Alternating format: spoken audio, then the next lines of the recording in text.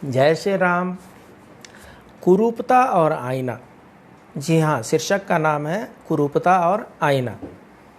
होता यूँ है कि एक गुरु होते हैं, कुरूप होते हैं। एक कुरूप गुरु कमरे में अकेले बैठे आईना में अपना चेहरा देख रहे होते हैं।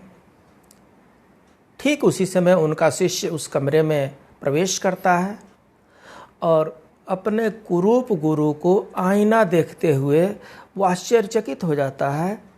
कुछ बोलता नहीं है, हल्की सी मंद मंद मुस्कान करके हट जाता है। गुरु ने उसके मुस्कान को ऑब्जर्व किया। गुरु ने कहा, शायद तुम इसलिए हंस रहे हो ना क्योंकि मैं कुरूप हूँ और आईना देख रहा हूँ। शिष्य का सर शर्म के मारे झुक गया, परंतु गुरु कंटिन्यू रखे। उन्होंने कहा, जानना चाहते हो मैं क्यों आईना देख रहा हूँ?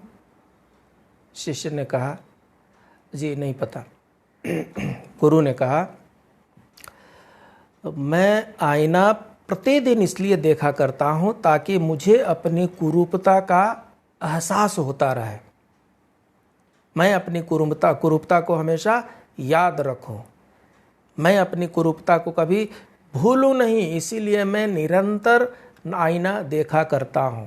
इससे मुझे ये प्रेरणा मिलती है कि मैं ऐसे ऐसे सत्कर्म किया करूं, इतने ऊंचे कर्म किया करूं कि मेरे कर्म के आगे मेरा जो ये कुरूप चेहरा है वो ढक जाए। और आईना देखने से मुझे सत्कर्म करने की प्रेरणा मिलती है। शिष्य ने बातें समझ ली। उसके बाद से शिष्य ने कहा कि एक शंका हो रही है। अगर कुरूप व्यक्ति इसलिए देखते हैं आईना ताकि वो अच्छे कार्य कर सकें, तो फिर तो सुंदर लोगों को आईना देखनी ही नहीं चाहिए। गुरु ने कहा, नहीं, सुंदर लोगों को भी आईना देखनी चाहिए। सुंदर लोगों को आईना इसलिए देखनी चाहिए कि आईने में अपना सुंदर चेहरा देख करके उनको बार बार ये आभास होता रहे कि मैं सुंदर हूँ और मेरे द्वारा का जो भी कुछ कार्य किया जा रहा हो वो इससे भी सुंदर होना चाहिए।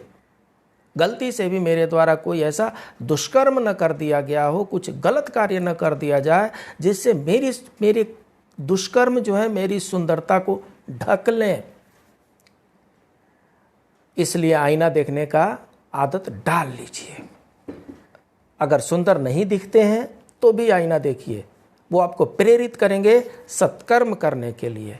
और अगर सुंदर दिखते हैं तब तो आईना देखा ही कीजिए, क्योंकि तब पर आप पर डबल ओनस हो जाता है, डबल ड्यूटी हो जाती है। क्योंकि अगर शरीर सुंदर है तो कर्म तो सुंदर होने ही चाहिए ना।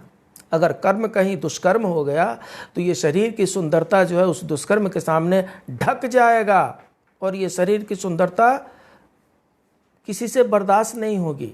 इसलिए सत्कर्म करने के लिए आईना देखा कीजिए। जय श्री राम।